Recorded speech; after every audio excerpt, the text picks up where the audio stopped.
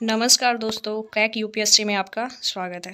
पहले तो वैसे जहाँ तक उम्मीद है आप लोगों ने कंप्लीट कर लिया होगा सिलेबस, अच्छे से रीड कर लिया होगा, पढ़ लिया होगा, ठीक है। और नहीं अगर जो किया होगा तो ये बहुत गलत बात है और आगे चल के फिर आपको प्रॉब्लम आने वाली है। और जैसा कि मैंने पहले ही क्लियर कर दिया था कि जिसको सीरियसली पढ़ना होगा वही यहाँ टाइम वेस्ट करेगा अपना, नहीं तो अपना टाइम वेस्ट नहीं करना है, ठीक है।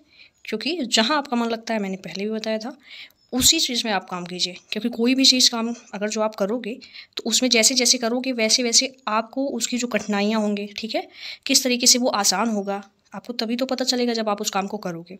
और करोगे ही नहीं तो फिर पता कैसे चलेगा। और हर जगह ऐसे भागते फिरोगे कि ये भी ट्राई कर लेते हैं, ये भी ट्राई कर लेते हैं, ये भी ट्राई कर लेते हैं, तो उससे क्या होगा, फिर लाइफ में बहुत सारी प्रॉब्लम आपको आने वाली हैं।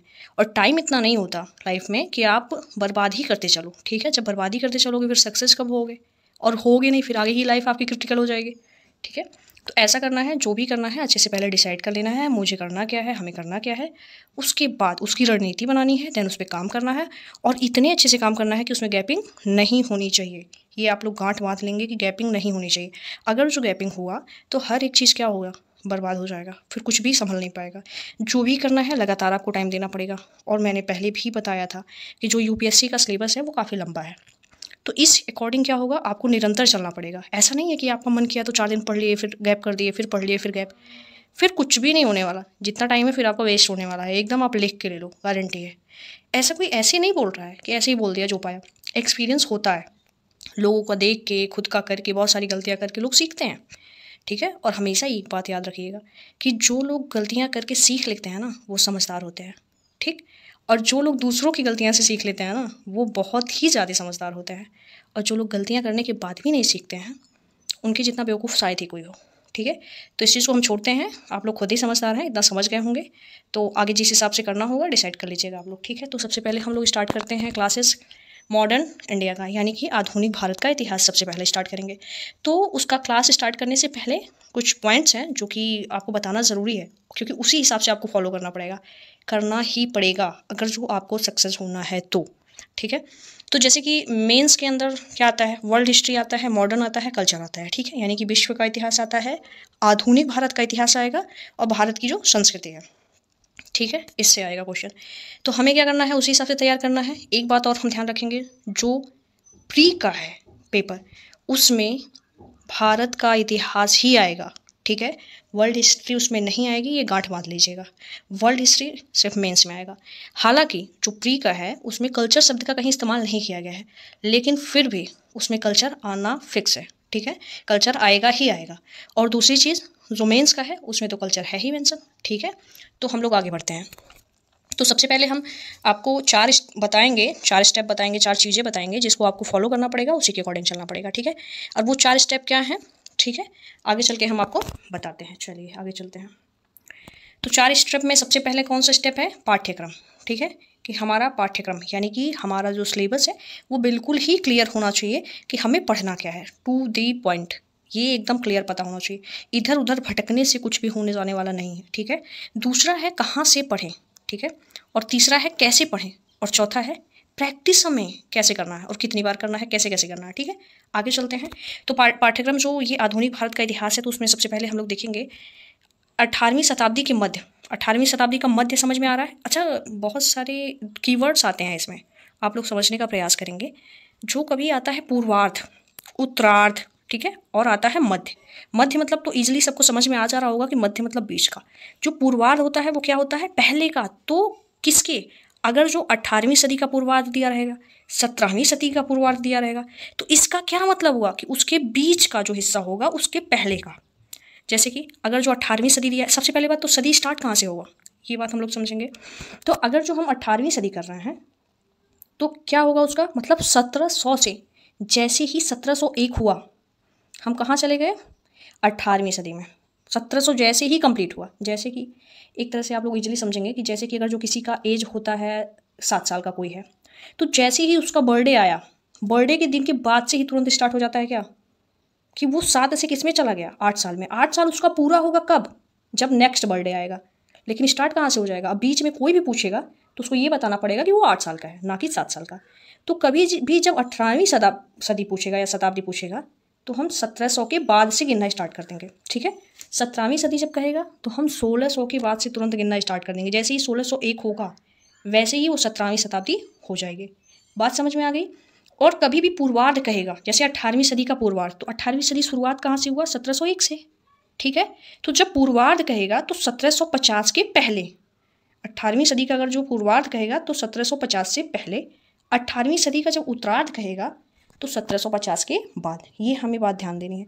दशक मतलब उस बीच में जो 10 साल का होता है ग्रुप, उसको कहते हैं दशक, ठीक है। और पूर्वार्ध, उत्तरार्ध और प्लस मध्य, ये बातें आपको क्लियर हो गई होंगी, ठीक है। और शताब्दी भी क्लियर हो गया होगा। शताब्दी सदी एक ही बात हुई, ठीक है। तो हम आगे चलते हैं। वही कि पाठ्यक्रम, ये एकदम मोस्ट इंपॉर्टेंट है, क्लियर होना चाहिए 4 चीज़ें। एक, पाठ्यक्रम मतलब कि हमें मेरा पाठ्यक्रम क्या है। दूसरा, कहाँ से हमको पढ़ना है, ज़्यादा इधर उधर का बुक्स नहीं लेना है, ठीक है। जो बताया जाएगा उसके अकॉर्डिंग अगर जो आप फॉलो करते हो तो कोई दिक्कत नहीं होगा, इजीली आप अपना काम कर सकते हो, ठीक है। इजीली आप क्वालिफाई कर सकते हो। तीसरा नंबर है कि कैसे पढ़ें, और चौथा नंबर है प्रैक्टिस। प्रैक्टिस मोस्ट इंपॉर्टेंट है, पहले ही बताया था कि 100% में 40% आपको पढ़ना है, 60% आपको क्या करना है, प्रैक्टिस करना है, कंपलसरी है, ठीक है। अब देखिए, कोई भी हो, किसी भी अगर जो एग्ज़ाम का वो तैयारी कर रहा है, अगर जो उसके नोट्स डिफाइन नहीं है, बुक्स डिफाइन नहीं है, तो क्या करता है लास्ट टाइम में सब में एकदम मिक्स कर लेता है हर एक चीज़ को, और उसके बाद उसका पेपर क्या हो जाता है, बेकार। कई लोग तो जो ऐसे करते हैं कि चलिए देख लेते हैं पेपर दे के, ऐसे ही चले जाते हैं, चलिए घूम के आते हैं, घर वाले बोल रहे हैं, तो उस अकॉर्डिंग जो करते हैं उनके लिए नहीं ये बात कही जा रही है। जिनको प्रॉपर अपना तैयारी करना है और एग्ज़ाम देना है, उसके लिए ये बात है कि प्रॉपर नोट्स और बुक क्या होना चाहिए, डिफाइन होना चाहिए। अगर जो डिफाइन नहीं रहा तो फिर आपका फिर वहीं पे सब कुछ खत्म हो जाएगा, फिर मतलब आप उससे आगे जा ही नहीं पाओगे, ठीक है। तो आगे चलते हैं। ये 18वीं शताब्दी के मध्य 1750 के दशक के दौरान की महत्वपूर्ण घटनाएं, मुद्दे, व्यक्तित्व और वर्तमान तक, ठीक है। तो यहाँ पे हमने जो ये आधुनिक भारत है उसको मैंने 3 पार्ट में डिवाइड किया है, जैसे 1750 से 1857 तक। दूसरा पार्ट है 1857 से 1947 तक। तीसरा पार्ट है 1947 से 1991 तक, ठीक है। वैसे 1947 से 1964 तक ही लेते हैं, लेकिन अभी यूपीएससी क्या कर रही है, उससे भी क्रॉस आ रही है आगे, उससे भी आगे आगे क्वेश्चन कर रही है, ठीक है। तो हमें ध्यान देना होगा 1991 तक, ठीक है। तो जैसे एग्जांपल मैंने दे दिया है यहाँ पे कि 1750 से 1857 तक क्या पढ़ना है, जैसे ब्रिटिश विस्तार हो गया, ठीक है। आर्थिक नीतियाँ हो गई, ठीक। प्रशासनिक नीति हो गई, ठीक है। संवैधानिक विकास हो गया, सामाजिक नीति हो गई, हमारी प्रतिक्रियाएं और विरोध हो गया, ठीक है। ब्रिटिश विस्तार का क्या मतलब है कि जब ब्रिटिश आए यहाँ पे उन्होंने किस तरीके से विस्तार किया, अपना फैलाव किया, ठीक है, कैसे स्टेप बाय स्टेप वो देखेंगे। आर्थिक नीति यानी कि पहले तो वो अपना जो भी होता था धन ले आते थे यहाँ पे, देन उसके बाद यहाँ से प्रोडक्ट ले जाते थे। अभी क्या था कि वो ऐसा दिमाग लगाने लगे कि आर्थिक जो क्रियाकलाप है वो यहीं पे अपना वो स्टार्ट करते हैं, ठीक है। प्रशासनिक नीति यानी कि जो उन्होंने प्रशासन जिस तरीके से किया, जिस तरीके से कंट्रोल किया यहाँ के लोगों को, कैसे कैसे किया, वो क्या तरीके थे। संवैधानिक विकास मतलब कि जो नियम कानून उन्होंने बनाए आज तक भी चले आ रहे हैं, यानी कि उनका जो बनाया हुआ था वो मेंशन है हमारे संविधान में भी।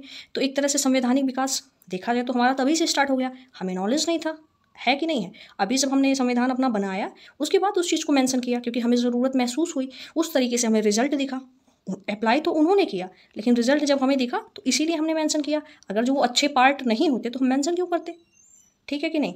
उसके बाद सामाजिक नीति, समाज में कैसे कैसी नीति वो लोग फॉलो किए, जैसे कि जब वो कोई भी काम करते थे तो उन्हें स्ट्रगल, संघर्ष करना पड़ता था हमारे समाज से, क्योंकि उस वक्त का समाज जो था, जिस दौर का था, तो उन्हें बहुत सारी कठिनाइयाँ हुई, चैलेंजेस आए उनके लिए, तो उन्होंने कैसे कैसे उस चीज़ को हैंडल किया, ठीक है। समाज में कैसे लोगों को हैंडल किया, तो वो भी सारी चीज़ें देखेंगे कि तब की सामाजिक स्थिति क्या थी और उनको क्या क्या संघर्ष झेलने पड़े और कैसे कैसे उस चीज़ से वे निकले, ठीक है। आगे देखेंगे हमारी प्रतिक्रियाएं। अगर जो वो इतना सारा काम करेंगे तो ऐसा तो है नहीं कि कोई हाथ पे हाथ रख के बैठेगा, कोई तो होगा जो निकलेगा वहाँ से, कोई तो होगा जो इनकी प्रतिक्रिया करेगा। तो ऐसे ही हम लोगों ने भी, बहुत सारे लोगों ने मिलके प्रतिक्रिया उनका किया, ठीक है। तो वो हमको पढ़ना है।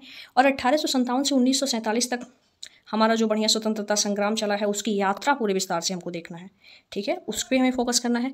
और 1947 से और 1991 तक हमें आज़ादी के बाद की क्या अवस्थिति रही है हमारे देश की, हमने क्या क्या संघर्ष झेले हैं, क्या क्या हमने सुधार किया है, कैसे कैसे हमने सीखा है, वो सब कुछ हम देखेंगे।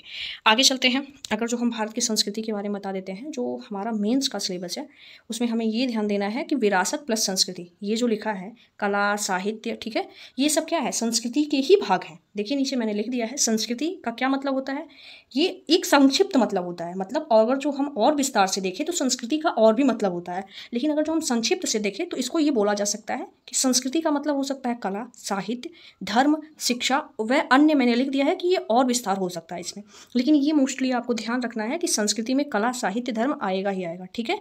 और प्लस विरासत, विरासत प्लस संस्कृति, ये हमको एकदम मेन एकदम दिमाग में बैठा लेना है। विरासत प्लस संस्कृति अच्छे से तैयार करना है।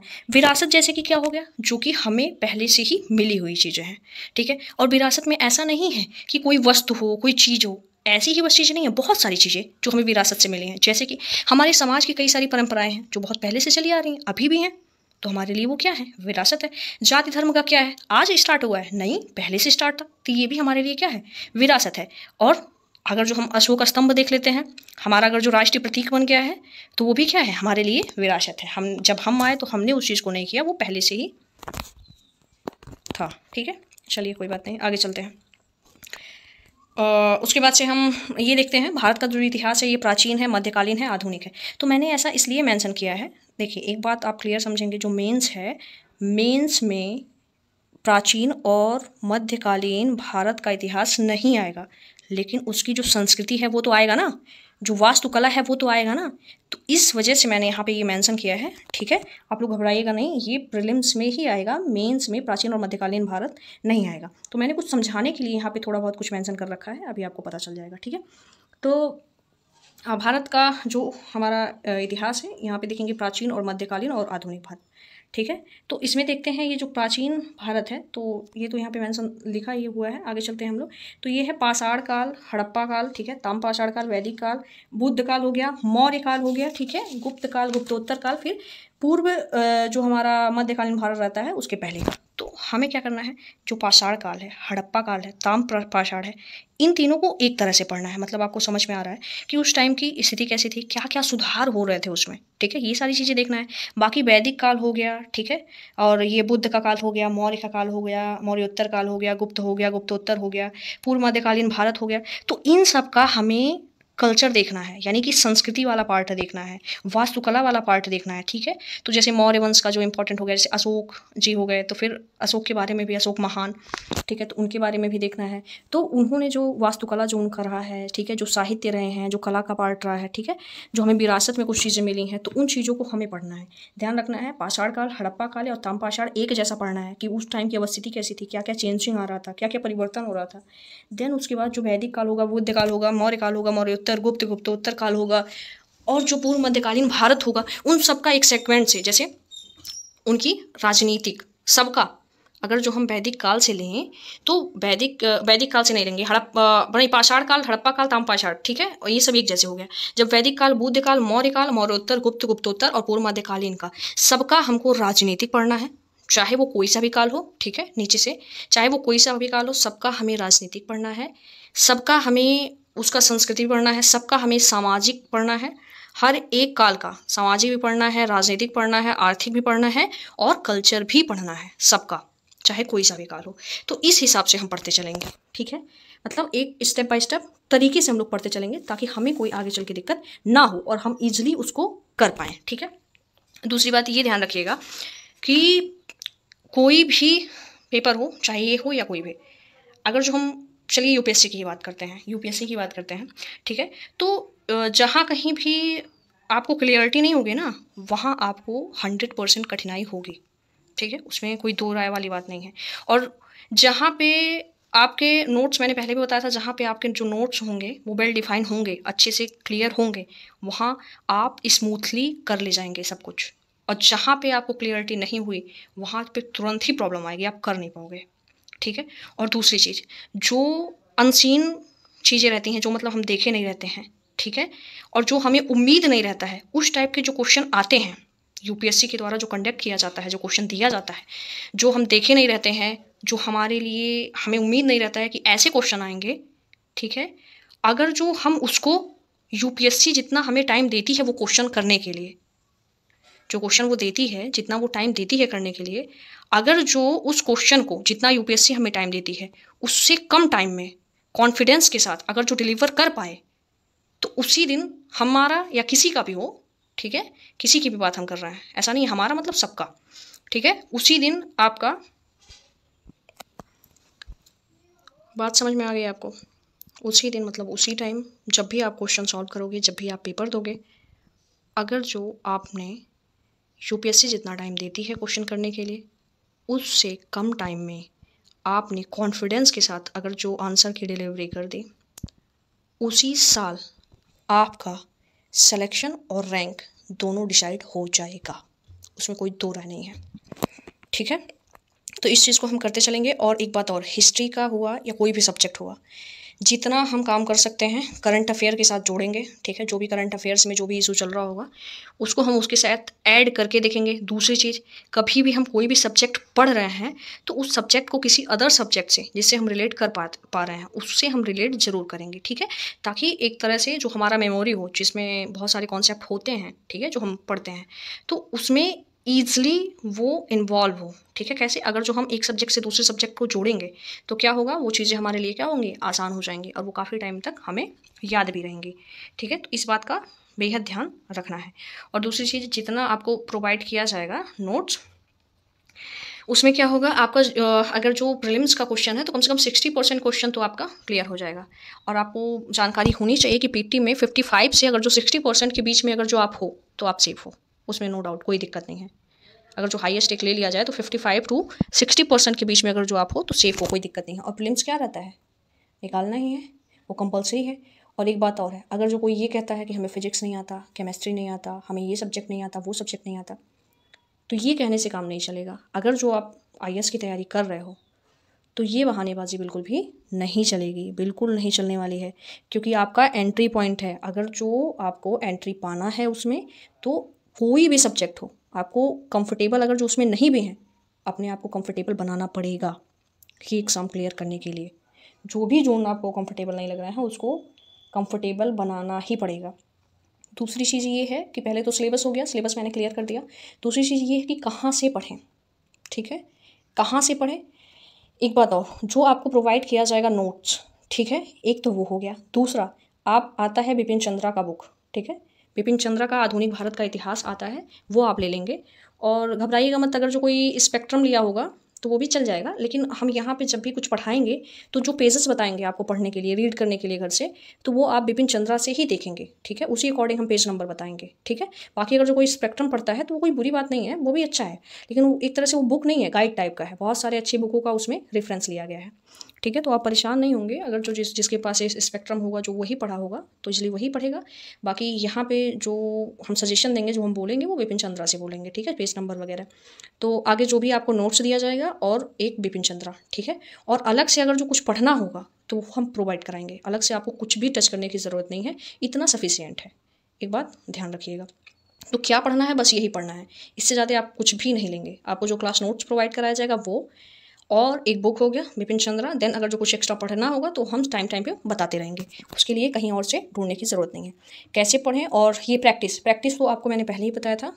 क्वेश्चंस जो है ना वो आपको करते चलना है, और कीवर्ड्स आपको मिलते रहेंगे जैसे जैसे क्लासेस आगे बढ़ेंगे, क्योंकि अभी स्टार्टिंग है। ठीक है, अभी आप समझ सकते हो, अभी स्टार्टिंग है तो थोड़ी बहुत प्रॉब्लम आएंगी, थोड़ी बहुत परेशानी होगी। और वैसे भी मुझे ऑफलाइन पढ़ाने का थोड़ा ज़्यादा एक्सपीरियंस है, ऑनलाइन पढ़ाने का एक्सपीरियंस है नहीं, तो कुछ सारी दिक्कतें थोड़ी बहुत मैनेज कीजिएगा। उसके बाद धीरे धीरे क्या होगा, जब कंटिन्यू बन जाएगा, आदत बन जाएगा, हैबिट में आ जाएगा, तो फिर प्रॉब्लम नहीं होगी। और दूसरी चीज़, फिर लिख के भी पढ़ाया जाएगा आपको, फिर दिक्कत नहीं होगी। अभी थोड़ा सा प्रॉब्लम है, इसलिए सहारा लिया जा रहा है, इंस्ट्रूमेंट भी कुछ नहीं है, तो फिर इस वजह से आपको ऐसे पीडीएफ के टाइप का पढ़ाया जा रहा है। बाकी आगे चल के जैसे जैसे सारी फैसिलिटी हो जाएंगी तो आगे प्रॉब्लम नहीं आएंगी, तब तक के लिए ऐसे ही चलेगा। और दूसरी बात, सबसे इंपॉर्टेंट ये है कि आपकी पढ़ाई होनी चाहिए। कैसे हो रही है, किस तरीके से हो रही है, ये डिपेंड नहीं करता, ये मैटर नहीं करता। ठीक है, पढ़ाई होनी चाहिए, आपको नोट्स मिलने चाहिए, अगर जो आप अच्छे से पढ़ते हो आपसे क्वेश्चन होने चाहिए। ठीक है, ये मैटर करता है, और आपका सिलेक्शन मैटर करता है, ना कि ये मैटर करता है कि आपने कहाँ से पढ़ा, कैसे पढ़ा, कितनी प्रॉब्लम हुई, ये कोई मैटर नहीं करता। जिस दिन आपकी सिलेक्शन हो गई उस दिन आप चौधरी हो, और नहीं सिलेक्शन हुआ तो फिर आप कहीं से भी पढ़े रहो, कितने भी कंफर्टेबल तरीके से पढ़े रहो, वो कोई भी मैटर नहीं करता। तो ये एक बात ही ध्यान देंगे आप लोग। ठीक है, और कैसे पढ़ें वो हम डेली डेली जैसे ही पढ़ाते चलेंगे उसके बारे में हम बताते चलेंगे कि कैसे पढ़ें। ठीक है, बाकी प्रैक्टिस के बारे में बता दिया है, क्वेश्चन आपको लेते चलना है, क्वेश्चन आपको करते चलना है, डेली बाय डेली आपको कीवर्ड्स दिए जाएंगे। अभी तो स्टार्ट भी नहीं हुआ क्लास सही से। ठीक है, क्लास स्टार्ट होगा तो आपको क्वेश्चन दिए जाएंगे, करने के लिए आप करके दिखाएंगे। और दूसरी चीज़, करके दिखाएंगे और एक बार आप क्रॉस चेक करेंगे, क्योंकि जब क्वेश्चन हम जो दिए रहेंगे उस क्वेश्चन का एक बार हम आंसर बताने की कोशिश करेंगे। तो आप लोग एक बार देखिएगा कि कहाँ से गलती हो रही है। थोड़ा सा खुद के लिए आप रेगुलेशन लाइए, ठीक है। आप ही हैं जो खुद को रेगुलेट कर सकते हैं, कोई बाहर से रेगुलेट नहीं कर सकता। तो आपको ही ध्यान देना पड़ेगा, आप ही खुद को रेगुलेट करेंगे और रेगुलेट करते हुए निरंतर आप काम करेंगे, ठीक है। और जो भी क्रॉस चेक करना होगा ईमानदारी से चेक कीजिएगा, जो भी गलती होगी वो अपने से सुधारने की कोशिश कीजिएगा। और जैसे जैसे आगे ये सारी चीज़ें अगर जो विस्तार पकड़ी अच्छे से बढ़ जाएंगे, थोड़ी सी चीज़ें अच्छी हो जाएंगी तो सारी फैसिलिटी हो जाएंगे, उसके बाद से फिर आप अपना आंसर भी सबमिट कर पाओगे, ठीक है। अभी स्टार्टिंग है तो थोड़ी बहुत प्रॉब्लम है, कुछ टाइम लगेगा, ठीक है, सब कुछ ठीक होने में। ठीक है, चलिए फिर आप बहुत बहुत धन्यवाद। फिर अगला आपको वीडियो प्रोवाइड किया जाएगा। और ऐसा मत सोचिए कि अभी 25 मिनट का 30 मिनट का चल रहा है तो उस हिसाब से ही वीडियो मिलेगा, ठीक है। इसके लिए लंबे क्लासेस चलेंगे, ठीक है, जैसे 1 घंटा 1.5 घंटा का जैसे भी हो पाएगा ऐसे ऐसे इंक्रीज होगा। तो अभी स्टार्टिंग है, आप लोग समझिएगा इस चीज़ को, बाकी फिर आगे दिया जाता है। और दूसरी चीज़ ये सबसे गुजारिश है, जो भी सीरियस होगा, जो भी निरंतर कर सकता है उतना अपना टाइम दे सकता है, प्लीज़ वही इस वीडियो को देखें। अन्यथा जिसको अगर जो किसी को कोई दूसरा काम करना है, किसी और चीज़ में इंटरेस्ट है, तो प्लीज़ इसमें अपना टाइम वेस्ट ना करें, क्योंकि इसमें वर्क ज़्यादा करना पड़ेगा और करना ही पड़ेगा, ठीक है। अगर जो नहीं करते हो तो फिर कोई फ़ायदा नहीं है इस चीज़ का। चलिए बहुत बहुत धन्यवाद। अगला वीडियो आपको प्रोवाइड करा दिया जाएगा, ठीक है।